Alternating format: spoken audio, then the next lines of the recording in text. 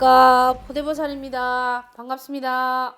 자, 포대보살님께서 지금 따님이 있잖아요. 네. 그 남편분하고 좀 일찍 헤어져가지고 굉장히 따님을 혼자 키우면서 힘들었다고 얘기를 들었어요. 예. 얼마나 어떻게 또 힘들게 사셨는지. 이 포대보살은 사실은 이제 신의 풍파를 맞다 보니까 지금에서 그런 게 느껴지지만 그 당시에는 제가 참 많이 어렸거든요. 어리고 그래도 회사를 다니고 있는 입장이었고, 그래도 아기를 뱃속에 가짐으로써 이제 아기 아빠하고 이제 좀 이렇게 그냥 자연스럽게 헤어진 것 같아요. 그러면서 이제 애를 혼자 키워야 되는 그런 상황까지 왔는데, 애를 키우면서 정말 힘이 들고 됐었죠. 또 경제적 사정도 그렇게 여자 혼자서 번다는 게 아무리 큰 그때 다닌다 하지만은 돈 들어갈 때는 더 많거든요. 애 교육비라든지 이런 게. 근데 임신하셨을 때 남편분하고 헤어지신 거예요? 네. 근데 감독님도 아시겠지만은 이제 임신을 하게 되면 여자의 호르몬이라든지 여자들이 먹고 싶은 거라든지 이런 게 참 많지 않습니까? 그렇죠, 그지요? 그렇죠. 근데 그런 거를 저는 생각지도 못하고 살았거든요. 워낙 인생을 바쁘게 살다 보니까.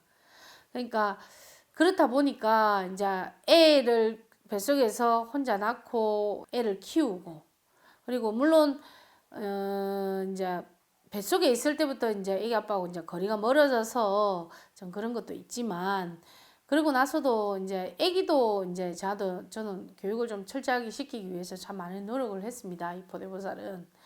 그래서 이제 그러다 보니까 경제적 사정도 어렵고 이러다 보니까 어머니가 채소 장사를 하게 됐고, 엄마가 그냥 장사를 하는갑다. 저는 이제 회사를 다니는 대기업에 다니는 그런 사원이었고, 시험을 쳐서 그래서 공부를 해서 들어갔던 어떤 곳이었고, 어머니는 정말 6.25 사별을 겪고 많은 풍파를 겪으셨던 분이신데, 지금 생각하니까 그것도 하나의 신의 풍파가 아니었나 생각을 합니다.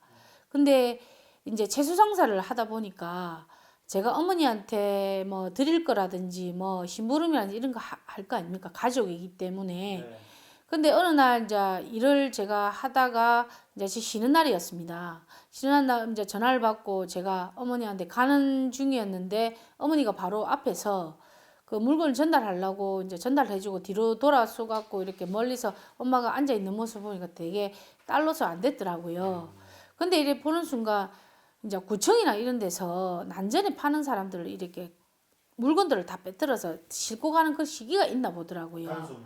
단속이 있다더라고요. 지금 그때만 해도 이렇게 관심을 가지고 보지 않았는데, 우리 어머니가 그 단속들한테 그 물건을 뺏기면서 그 용달차에 매달리면서 그 물건을 안 뺏기려고 그렇게 애걸복걸을 하더라고요. 그래서 제가 이 포대보살은 그 모습을 보는 순간 철이 참 많이 들었거든요. 어떻게든 엄마가 그 채소를 안 뺏기기 위해서 매달리는 그 모습을 봤을 때, 아, 내가 너무 철이 없이 살았구나. 지금보다 힘들다고 두들거리지 말고 더 열심히 살아야 되겠구나. 그런 생각을 했고요. 그때 제가 포대보살이 철이 참 많이 들었던 것 같습니다. 아무 생각 없이 덜렁덜렁했던 이 포대보살이 그때 엄마의 모습을 보고 돈도 더 많이 벌어야 되겠고, 더 열심히 살아서 애도 더 훌륭하게 키워야 되겠고, 그런 모습이 가슴이 너무 많이 아팠습니다. 그때가 몇 살 때였어요? 제가 30대 초반 때였던 거, 초중반 넘어갈 때였던 것 같습니다. 그때가 또 저도 포대보살이 그냥 열심히 그냥 회사만 열심히 다니고 내 할 일만 열심히 하면은 그게 된다고 생각을 했는데, 인생을 살아다 보니까 그게 다가 아니더라고요. 그래서 부모님을 보는 순간, 아, 우리 부모님이 저렇게 해서 우리를 키웠구나. 더 열심히 사셔서 키웠구나. 그 모습을 보고 제가 참 많이 철이 들었던 것 같고요.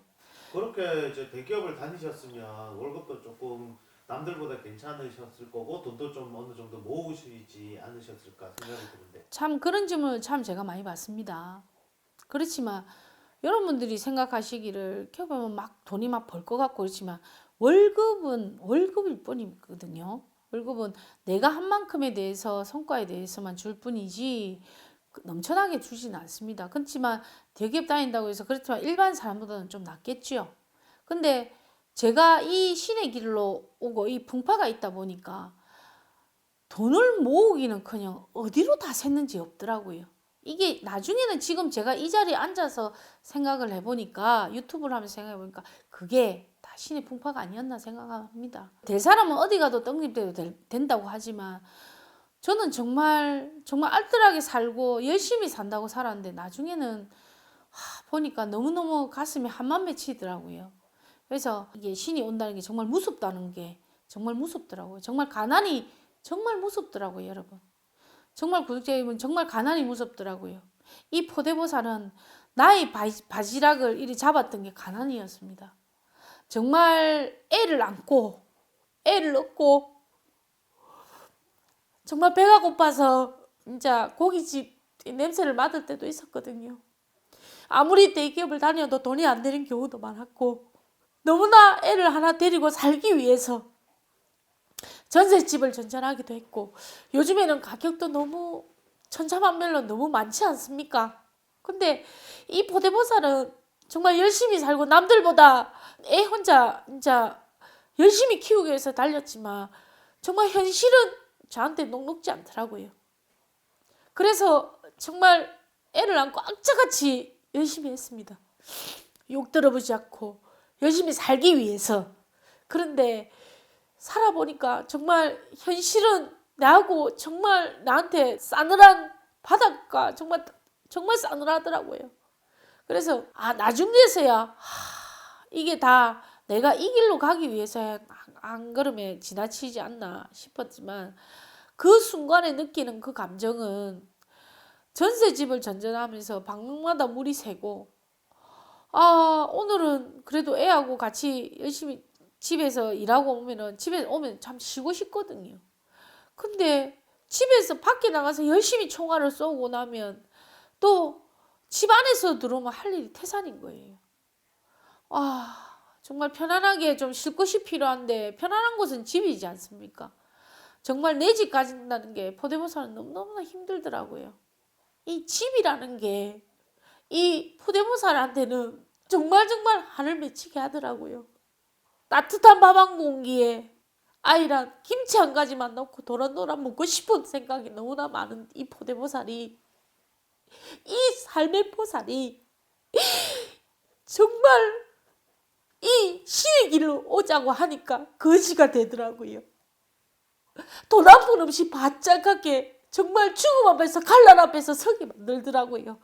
그래서 신 앞에서는 어느 누구도 이 보잘것없는 사람으로 변하더라고요. 그래서 정말 무섭다는 생각을 많이 했습니다. 이 포대보살은. 직장생활을 하다 보니까 어머니하고 이제 같이 지내면서 명절이나 이런 데는 친척들이 오지 않습니까? 근데 친척들이 오다 보면 사실은 애를 하나 데리고 있는 딸을 보면 참 애처롭거든요. 부모님 마음은 열 손가락 물어서 자식들 더 한 번 주고 싶은 마음이 부모 마음이지 안 그렇습니까? 근데 친척들한테 내 모습을 보이기에 너무 부끄러운 거야. 이게 다 어떻게 보면 포대보살이 업장이라고 생각하는데 내가 볼 때는 참 그게 지금 생각하면 어머니가 참 그게 했던 것 같은데 제 같은 경우는 정말 가슴이 많이 아팠거든요. 근데 그 아이를 놓고 사실은 그 추운데 밖에 나가서 기다리고 그 친척이 갈 때까지 기다릴 때는 제가 마음이 너무 아프더라고요. 저도 그렇게 하고 싶지 않은 그런 생활들에서 신의 풍파를 맞은 건데 참 힘겹게 살아온 날들 때문에 그런데 어머니는 참 몰랐죠. 그 세월이 지금 생각하면 어머니한테 얘기하면 그냥 웃더라고요. 아마 그 웃는 웃음에 모든 인생사가 다 있지 않나 싶거든요, 저는. 그래서 부모 탓도 못하겠고 다 내 탓인데 참 그 순간은 정말 괴롭고 힘들었습니다. 딸이 하나밖에 없거든요, 우리 집에는. 그러다가 보니까 산에 혼자 보내야 되고 자식을 혼자 남겨놓고 산을 보내서 기도도 해야 되고 나머지 경제를 다 맡아서 이끌어 나가야 되고 하는 부분이 있었기 때문에 그런 부모님 앞에서 참 고맙고 정말 이제 포대보살이 좀 효도를 하고 싶은 마음이 참 크거든요. 우리 부모님께서 다리를 절면서 장사를 하는 모습을 볼 때는 이 포대보살 마음이 찢어지더라고요. 제가 이제 눈에 백내장을 하고 계시는 어머니고 아버지가 계시는데 수술비를 놔두지 않고 그 통장을 포대보살한테 내줄 때는 참 포대보살이 참 염치가 없더라고요. 이빨이 빠진 엄마 모습을 보면서 이빨을 해야 되는데 그 통장에 있는 돈을 장사 1,000원, 2,000원 채소를 팔아한 그 돈을 받았던 그 돈을 내 손에 쥐어주면서 엄마는 괜찮고 너희들만 잘 되면 된다고 쥐어줬을 때는 이 포대보살이 가슴이 찢어지더라고요. 어떻게든 열심히 산다고 살았는데 부모님한테 효도도 하고 싶고 그런데 그게 안 되더라고요. 참 자식 노릇하기가 힘들더라고요.